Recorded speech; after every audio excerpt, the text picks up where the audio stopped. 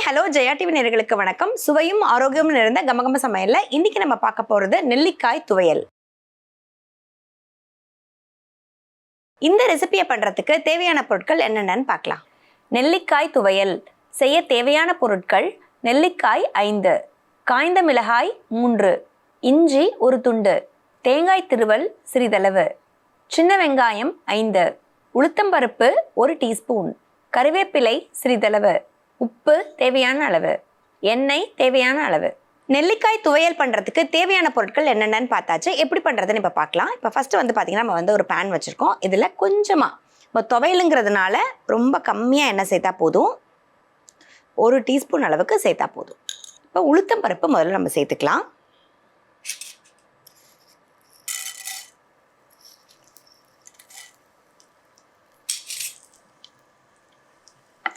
இன்றைக்கி நம்ம பண்ணுற ரெசிபி பார்த்திங்கன்னா ரொம்ப ஹெல்தி, அதே சமயம் ரொம்ப ட்ரெடிஷ்னலான ஒரு ரெசிபி தான் பண்ணிகிட்ருக்கோம்.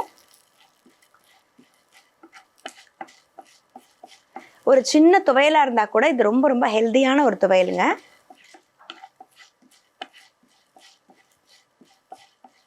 இப்போ உளுத்தம்பருப்பு பார்த்திங்கன்னா நமக்கு ஸ்லோவாக கலர் மாறும் போதே இதில் நம்ம சின்ன வெங்காயம் ஆட் பண்ணிடலாம்.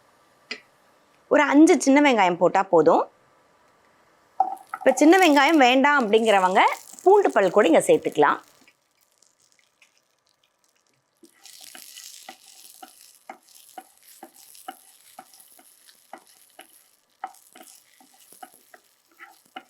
இப்போ உளுத்தம்பருப்பு பார்த்தீங்கன்னா தெரியும், நல்லா நமக்கு கலர் மாறி வருது. இந்த ஸ்டேஜ்லேயே இதில் இஞ்சி ஆட் பண்ணிக்கலாம். நம்ம மிளகா காரத்தை குறைச்சிட்டு இதில் இஞ்சி ஆட் பண்ணுறோம். நல்லா ஒரு பெரிய துண்டு அளவுக்கு நம்ம இஞ்சி ஆட் பண்ணியிருக்கோம். இது கூடவே கருவேப்பிலை, உங்களுக்கு தேவையான அளவுக்கு கருவேப்பிலை ஆட் பண்ணிக்கலாம்.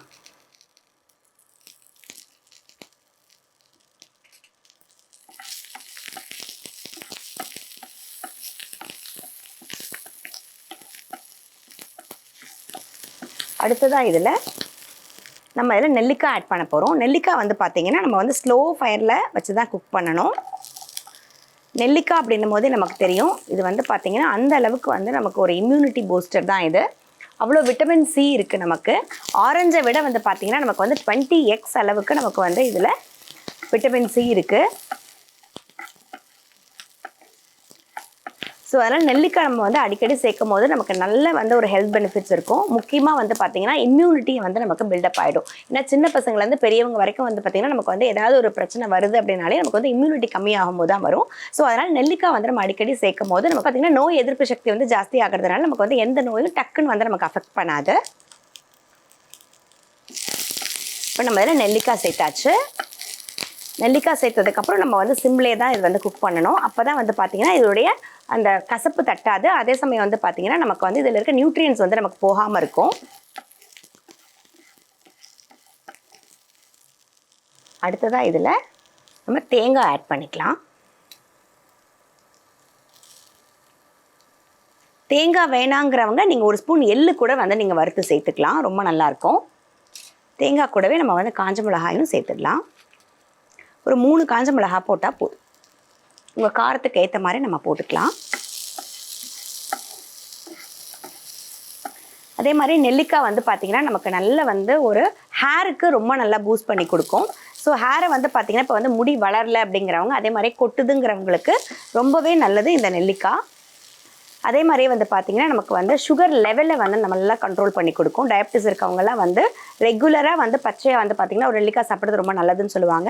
உங்களுக்கு பச்சையாக சாப்பிட பிடிக்கல அப்படின்னா நீங்கள் இந்த மாதிரி துவையல் அரைச்சி நீங்கள் வச்சுக்கிட்டீங்க அப்படின்னா உங்களுக்கு 1 ஸ்பூன் நீங்கள் டெய்லி சாப்பிட்டாலே போதும். அதே மாதிரி நிறைய பேருக்கு பார்த்தீங்கன்னா நெல்லிக்காய் ஊறுகாய் சாப்பிட மாட்டாங்க. ஊறுகாய் நிறைய பேருக்கு பிடிக்கும். அதே சமயம் நிறைய ப்ரெஷர் இருக்கவங்களாம் பார்த்தீங்கன்னா யூஸ்வலாக சாப்பிட மாட்டாங்க. ஸோ அவங்கெல்லாம் இந்த மாதிரி நம்ம பண்ணி வச்சுக்கலாம். இப்போ இதில் கொஞ்சமாக உப்பும் சேர்த்துக்கலாம்.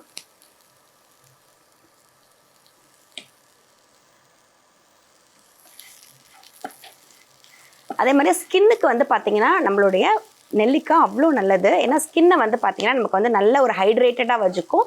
அதே மாதிரியே பார்த்தீங்கன்னா நமக்கு ரொம்ப நம்ம சுருக்கெல்லாம் விழாமல் ஆன்டி ஏஜிங்கை நமக்கு நெல்லிக்காய் ரொம்ப நல்லா கண்ட்ரோல் பண்ணும்.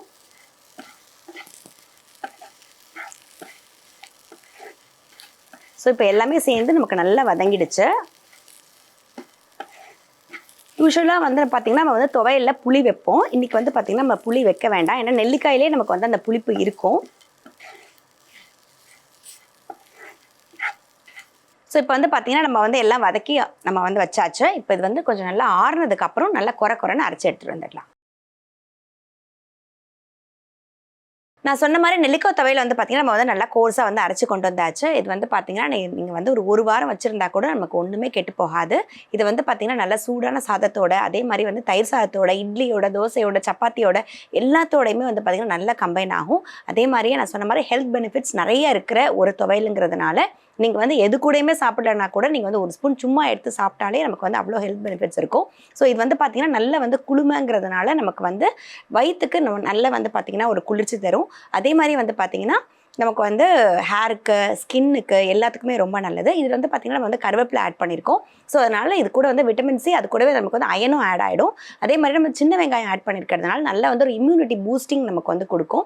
ஸோ எல்லாமே சேர்ந்து இருக்கிற இந்த நெல்லிக்காய் துவையலை கண்டிப்பாக உங்கள் வீட்டில் ட்ரை பண்ணி எப்படி இருந்துச்சு எங்களுக்கு சொல்லுங்கள். இதே மாதிரி ஒரு சூப்பரான ரெசிபியோட இன்னொரு செக்மெண்ட்டில் மீட் பண்ணலாம்.